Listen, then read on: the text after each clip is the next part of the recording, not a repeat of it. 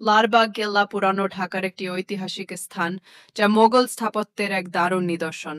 এটি বুড়িগঙ্গা নদীর তীরে অবস্থিত এবং মুঘল সম্রাট আওরঙ্গজেবের পুত্র যুবরাজ মোহাম্মদ আজম শাহ কর্তৃক নির্মাণ কাজ শুরু হয়েছিল।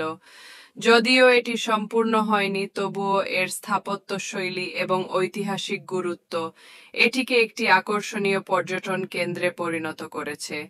এখানে পরিবিবির মাজার, মসজিদ এবং অন্যান্য গুরুত্বপূর্ণ স্থাপনা রয়েছে, যা দর্শকদের মুগ্ধ করে।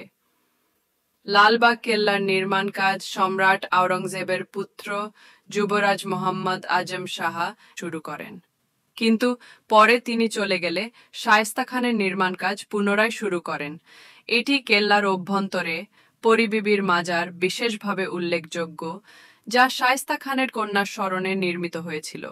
এছাড়াও কেল্লার অভ্যন্তরে একটি মসজিদ এবং অন্যান্য গুরুত্বপূর্ণ স্থাপনা রয়েছে, যা দর্শকদের আকৃষ্ট করে। কেল্লার দেয়াল এবং স্থাপত্য শৈলী মোগল আমলের নির্মাণ শৈলীর পরিচয় বহন করে।